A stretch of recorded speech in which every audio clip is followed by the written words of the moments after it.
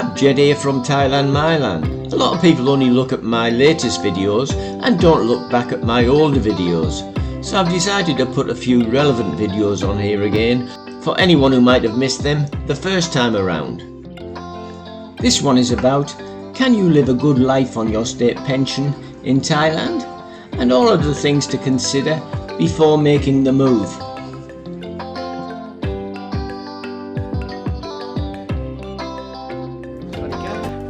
Jed here from Thailand, Myland. I'm in Chinet, which is about 6-hour drive from Hua Hin, maybe 3 hours from Bangkok. Beautiful area, very rural, and staying in this nice hotel, and it's surrounded by rice fields, so it is very, very nice and calm, and somewhere to come and just relax for a few days to get out of the big city. Today's New Year's Eve, and I'm sure tomorrow morning you guys are going to wake up with a hangover, and perhaps some of you are going to think about making a New Year's resolution. I know I tried to do that every year. Never works. I normally break it before the end of January, but I do try. But a few of you might be thinking of losing some weight, or maybe cutting down on your drinking, perhaps changing your job. But some of you might be thinking, oh, I'm going to change countries. I want to go and live in another country. I'm sick of my country. I can't afford to live there. It's too expensive, blah, blah, blah. Many reasons for wanting to come and relocate to another country. Now, when I was writing my book, the Retire in Thailand Handbook, the first 6 months, I had to interview a lot of expats who had moved here to get their opinion and tell me why they moved here, what they liked about it, what they didn't like about it. Some weren't so happy, some were planning on going back, but most of them were very happy living here and were happy with how their lives had changed since they moved here. So today I want to go through with you, if you're thinking of coming here, if you're planning on coming to Thailand to live, just go through it with you, some of the experiences that I heard from other people who had made the same move. I suppose the biggest factor for most people moving to a country like Thailand is the cost of living, being cheaper to live here than their own country. And if you're on a pension, then obviously your pension's probably going to stretch a lot further here than it would do in your own country. But Thailand is not as cheap as it used to be now. It's just come through COVID like the rest of the world, and it's in a recession at the moment. It's going through some tough times because it heavily relied on tourism, and tourism stopped for close to 3 years, and it's just coming back now. Now is the high season, and it's getting quite expensive now, because I went online the other day looking at hotels in Koh Samui to stay, and the prices were astronomical. Everything's gone up a lot, but you can still live here fairly cheaply for day-to-day living. If you're not interested in traveling around Thailand and going to places like Koh Samui or Phuket every second month, then you can probably live a decent life on a fairly good pension. So if you're coming here on a pension and that's all you have is the pension from your country, then you're going to find it a little bit harder now to live here on that pension. Still not impossible to live on just a normal pension. What I do, I try and live on my pension. I try to live on about 55,000 baht a month, and I'll put that up in pounds, US dollars and Australian dollars to give you an idea how much 55,000 baht. That's what I live on a week-to-week basis, 55,000 baht a month, and I live quite well. I eat well, I stay in nice places. If I was getting a condo, I could afford to rent a decent condo for about 15,000 baht a month. I can go out and have a few drinks when I want to, but it doesn't cover everything. It doesn't cover, obviously, if you need to fly back to your own country, for instance. You know, that's not going to cover it. My pension's not going to cover that. I'm going to have to use my investments to do that. It doesn't cover if I want to go and spend a week in Koh Samui. that has to come out of my investments or from my bank account in Australia.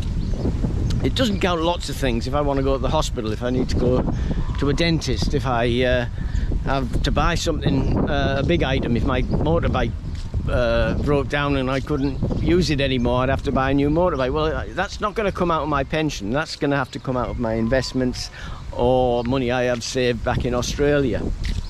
So yes, you can come here and you can live on just a smallish pension, but it's not going to be a great life for you. You're going to live in a small room type of accommodation, maybe paying 3,000 or 4,000 baht a month, and you're going to eat from markets and pot noodles and 7-Eleven. You're probably not going to be able to afford to go out to nice restaurants, or any restaurants for that matter, if you're just going to live on your pension and have to save other money up from that pension in case you need to go to a hospital, or if you need to buy something bigger, or you need to go back to your own country for some reason. So yeah, Thailand is still very cheap. It's still a great place to live, but you're not going to find a great lifestyle if you're just going to come here and live on a normal Western pension. Some people come here and they've managed to look after their investments and their lives for the last 50 years, and they're coming away and retiring with a nice nest egg, and they're going to have a great life here. Yeah, because they've got plenty of money and it's going to stretch a long way, and they don't have to worry from a week-to-week basis. If there's something goes wrong, they can dig into their substantial investments and do whatever they want, buy whatever they want. So yeah, keep that in mind. If you're coming here and you're just going to be on your pension, an Australian pension, US pension, whatever, and it's just the normal everyday pension, and it's not subsidised by your superannuation or your private pensions or house you've sold, and you're just really coming here and living on the basics, then it might be not a good move for you, unless you really understand that that's all you'll be doing, is more or less living from day to day, from hand to mouth, on that pension. Another thing that a lot of people come here for are relationships. You know, their marriage is broken up, like what happened with mine. Or perhaps you've been widowed, or perhaps you've never been married, and they see on places like this YouTube channel and on the news and all newspapers and everywhere you look about living in Thailand, how beautiful the ladies are, and how easy it is to get a relationship. Well, it is. You can come here and you can be 70 years of age, 80 years of age, and you can end up with a beautiful lady, maybe who's 20 if you want. Not that I'd advise it, but you can if you want. But you're going to pay for that. That's not something where she's fell in love with you. And that's another thing. A lot of people, they come to Thailand, okay, and they go to a bar and they talk to this beautiful bar lady, and he immediately thinks that she's fell head over heels in love with him, because next time he goes there she rushes over, kisses him on the cheek, says she misses him, and he thinks, wow, you know, this lady is in love with me. She's not. She's in love with your wallet. It might end up better in years to come, as if you stayed together. It might be that she does fall in love with you, but the chances are not good, from what I've spoke to those people when writing my book, who sort of married a bar girl. Not all, but most of them, it ended in tears, going with a bar girl and going into a long-term relationship, or even getting married, because you are a customer. When you go to that bar, you are buying their service. They're not falling in love with you. As I say, maybe later they might, but that's very doubtful too. It's mainly they have family back in their province or their village, and they need money to send to their families, so that's why they work in bars. And the girls, I'm not knocking those girls at all, they're very, very good-hearted people. You know, they're sacrificing their lives and working in bars to send money back to their parents and their children who the parents are looking after, because a lot of Thai marriages end in tears. Once the lady has a couple of babies, the man tends to disappear quite often. He doesn't want to be tied down with children and a wife who's getting older and so many children, so he just legs it and goes and finds himself a girlfriend, and the lady is stuck without any money and any support, so she goes to Pattaya or Phuket or Samui or Hua Hin and goes and works in a bar or in a massage parlour. Yeah, so if that's the case, then I'd be very wary of coming here and falling in love with a bar girl. Likewise on dating websites, they're very deceiving too, because the majority of them, are looking for a good boyfriend, but they're also looking for someone to look after them for the rest of their life. They don't have a house and a car and, you know, everything's hunky-dory, and they're just looking for someone to spend the rest of their lives with. Most of them are poor and they're looking for someone to make sure they have a good life and their families have a good life. And a lot of the people on those websites also are freelance. They might be bar girls, but on the website, so you do have to be very careful if you're even going on a website. But having said that, they're beautiful ladies, and if you can find a good one on a website, that's the way to go. And if you can make sure that she's not going to take you for too much money, then that's a bonus as well. So I suppose that's the second main concern here, would be relationships, when people come here and go into a relationship. I suppose the third reason for people wanting to move to Thailand, when I was doing research for my book, first reason being financial reasons, coming here so their money will stretch a lot further than it does in their own country. The second being trying to get into a relationship and trying to be happy again with a beautiful lady. The third thing that I found was most people wanting to come here was for the weather, and once again it suited some people, but not all. The majority of people come here and they love the weather, and why wouldn't you? Look at this. And this is for, you know, most of the year. You do get a wet season, but I like that too. There's nothing wrong with a bit of rain, and it's not your miserable rain like you do get in the UK. The sun not coming up till 8 o'clock in the morning and then you go outside and there's this horrible rain. Not like that. You just get torrential rain, and it's tropical and it's still hot. And everything's green and everything's beautiful because of they're getting so much rain. Everything sort of comes back to life again. So there's good things about the wet season. And without a wet season, well, you'd have nothing to drink. There'd be no water. So it's part of life here. But having said that, there are some people who've come here because of the weather. They've come here for a couple of weeks holiday over the years. Maybe many times they've come here for holidays and they think, one day I'm going to go back there, I'm going to live, because I love the weather, I love the climate. But when you come here and it's like this for 52 weeks of the year, and really there's no relief from it unless you stay in your house with air conditioning or you go to an air conditioned shopping centre, then there's no real relief from it. And if you're from a cold country like the UK or some areas of the US or Canada, sometimes you can't adapt. You miss the colder weather, or your body just says, no, this is not me. I was born in Canada and I love the Canadian weather. I don't like this. Take me back home. So sometimes the weather can be a problem here. Not for me. I've lived in hot countries since I left the UK in 1969, looking for somewhere hot to live, and ended up in Bermuda working. So I've always loved the hot weather, and after Bermuda I've always lived in hot countries, and I would never change that. I love the heat, and I think it's kept me young in a way, because I go out a lot and I exercise by walking on beaches, and the sun, I know you can get skin cancer and all that, but I never worried about that, and I've always just gone out and enjoyed the sunshine. I've gone to the beach, I've gone swimming, and luckily enough I've never been struck down with anything like skin cancer. I think my skin is so used to the hot weather that it's immune to it now.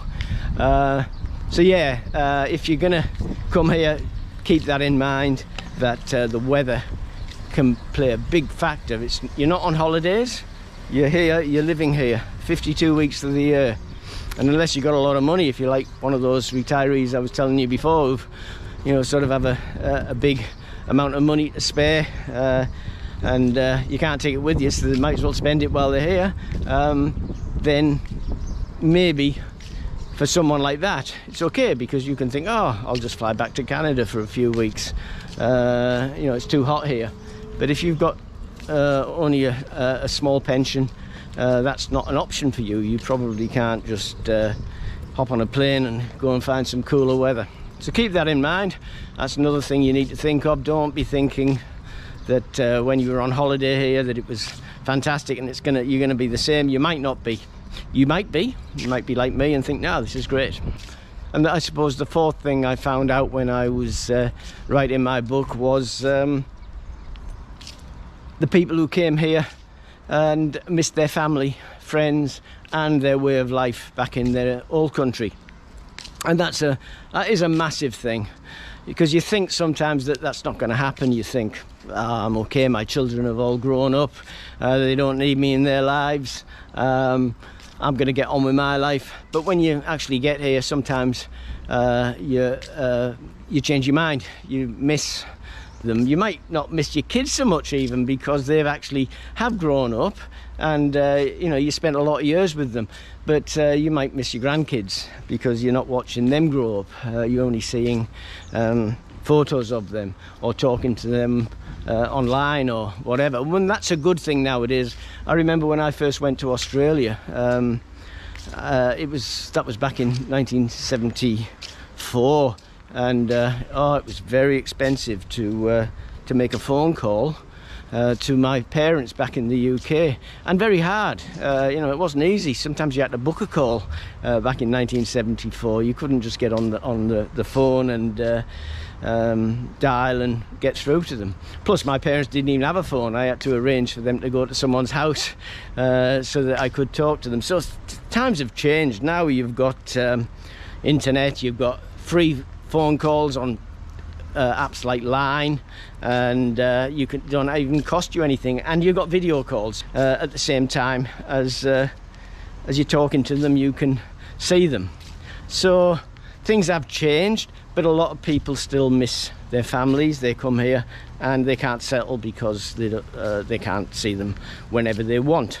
As I say, the rich people, yes, they can fly back to their country and see their children and their grandchildren whenever they want, because they have the funds to do that. But if you're coming here on a small pension, then you know, you could be sat in your small place eating your pot noodles and thinking, I miss my family.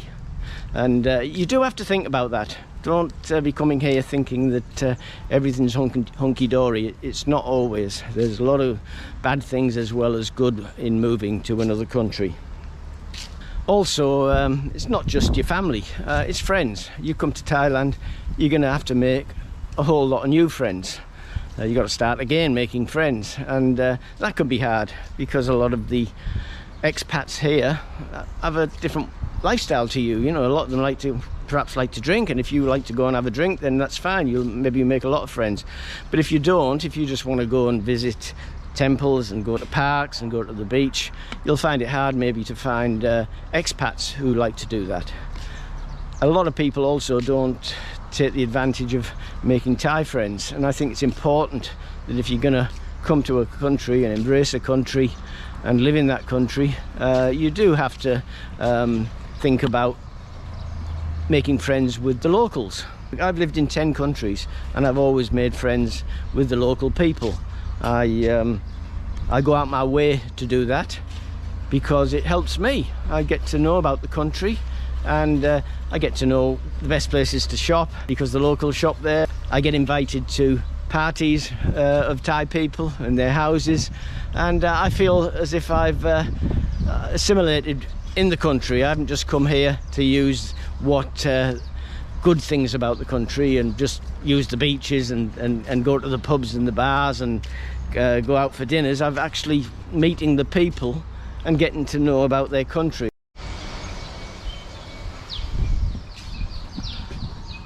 So another thing that when I was writing the book, that a lot of people said that that when they first arrived was a little bit disconcerting for them, and that was the culture shock. I think most people who are thinking of coming to live here would have already visited, been here for holidays, extended holidays, or maybe been here many times, so they know about some of the culture, or maybe most of the culture, or even all of the culture. But a lot of people don't. They come here for holidays and they just go where the tourists go, and they don't understand that there's a big culture difference. Obviously Thailand's 95% Buddhist, and if you're a Christian, then you might not feel as if you fit in very well. But having said that, I've never seen any Buddhist person yet who has discriminated against anyone who's from another religion. They live hand in hand with people from all over the world, people who come here from Western countries, other Asian countries, from South American countries, from all over. People come here and they live here for the rest of their lives, and they're accepted and not looked down on because of where they came from. But having said that, there still is a big cultural difference between living in your own country in the West and coming here. To start with, the government. I mean, you're used to a Western style type of government. Thailand has had 7 coups in I think in 40 odd years, so it's not as stable as many countries. They now have a normal government. Having said that, they don't. The Prime Minister is still the person who led the coup. He was a major, I think, at the time.